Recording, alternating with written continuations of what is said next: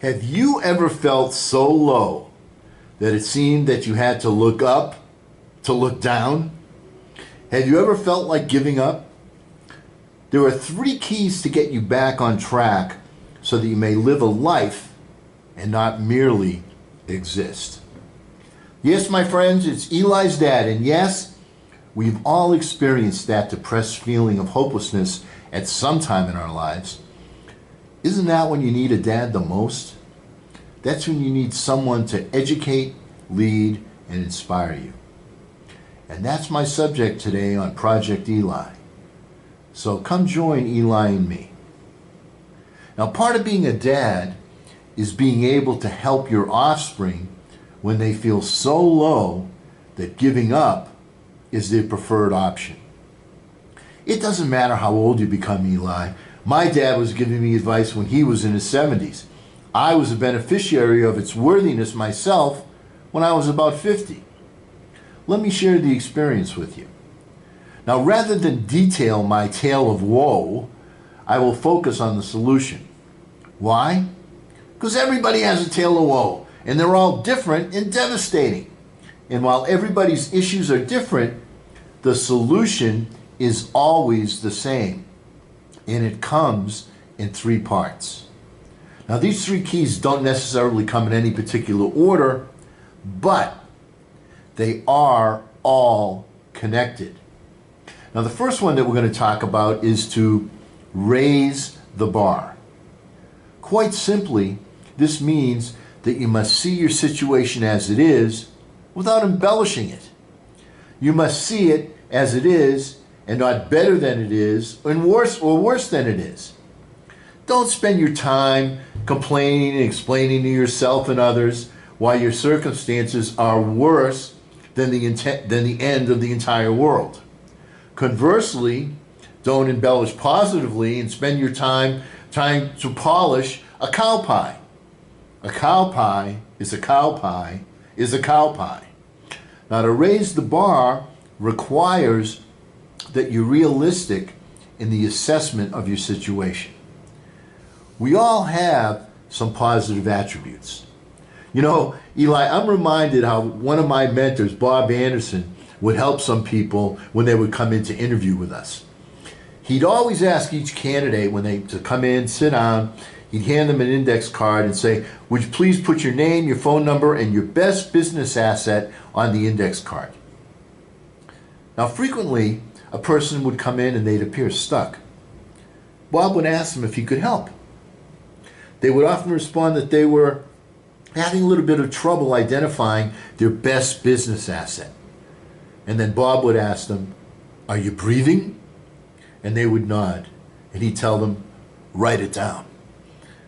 See, we all have something positive within us because we're all breathing.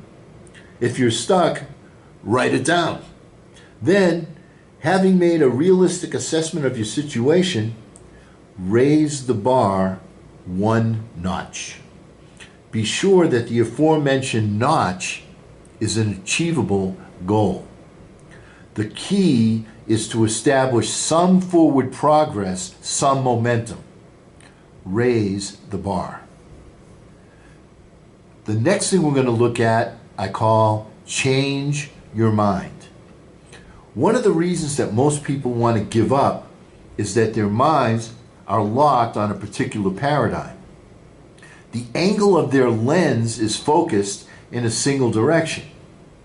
Now, we know that singleness of purpose is a major element of success. It gives you laser focus to achieving a particular desired outcome. Now, as one of the laws of the universe, it works consistently and without prejudice. Therefore, if you have singleness of purpose in a negative way, you will accomplish that outcome just as you will accomplish your purpose when your singleness of purpose is targeted for something positive. To change your mind requires a new paradigm, a new angle of observation. One effective way to accomplish this end is to bombard yourself with new material. Go to the library or the bookstore or online and find a subject that interests you and relentlessly pursue new viewpoints. That's what I did. Here's the story. One day, a friend of mine started to complain that he couldn't find any work. I hate Obama because now you have to know how to use computers to find work, he said. What happened to the good old days when physical labor was a valuable thing? I listened to his complaint, but my response was mechanical. I told him, the president doesn't determine need. It's the marketplace that rules. Go to the library and find something that you're interested in, something that's popular. What happened next was an epiphany for me. I was at a very low and frustrating point in my life. My friend didn't take my advice. I did. That is what motivated me to restart my personal development journey. From there, I started to write lessons for you, Eli, because you are the number one thing I'm interested in.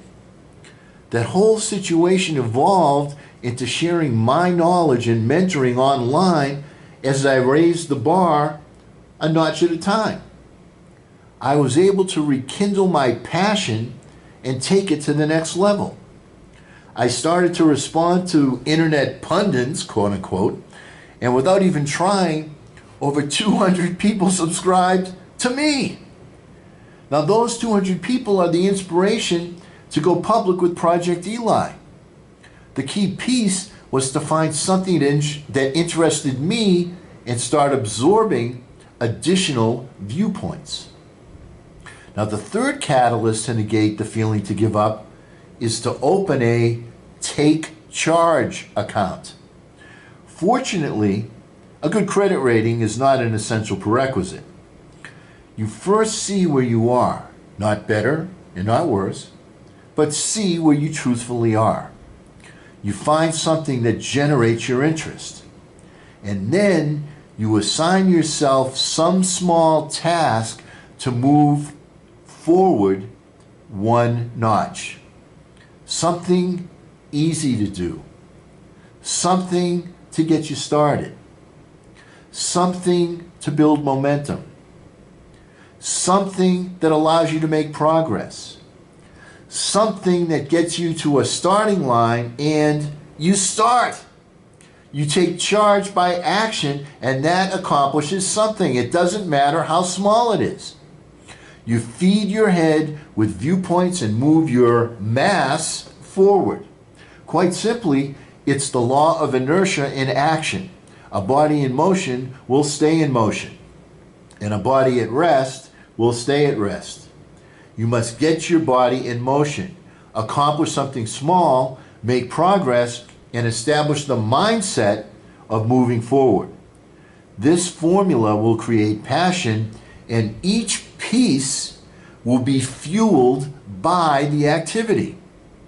When you raise the bar, you fuel the take charge account with a vision of easy to accomplish activity that begets progress and changes your mind to move forward at an ever increasing rate.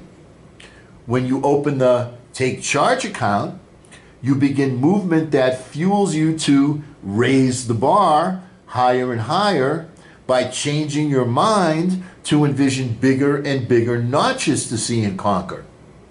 And each time that you change your mind and your vision becomes larger and larger, requiring greater action as you raise the bar. Each element fuels the other two. It's kind of like a snowball effect. Remember to start as small as it is necessary to guarantee progress. What you will discover is that you resemble that small snowball at the top of the hill that gets larger and larger and moves faster and faster toward the bottom of the mountain. As the snowball moves faster and faster, it gains momentum and size until it becomes an avalanche of passion. When you raise the bar, change your mind, and open a take charge account, the only thing that you will give up is the mindset of giving up. Now, when we next join forces, our subject will be how to conquer the miracles of the mind. Please make sure that you've clicked on the subscribe icon and rung the bell so you don't miss that.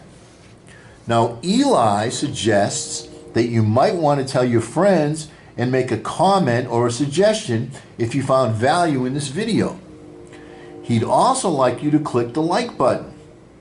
He's such a publicity seeker. Perhaps I should include more pictures of him. Our thought for the day is from Albert Einstein. The world, as we have created it, is a process of our thinking. It cannot be changed without changing our thinking. We cannot solve our problems with the same thinking we used when we created them. And because we never end a meeting on a philosophical note, get out there and charge! I'm Eli's dad.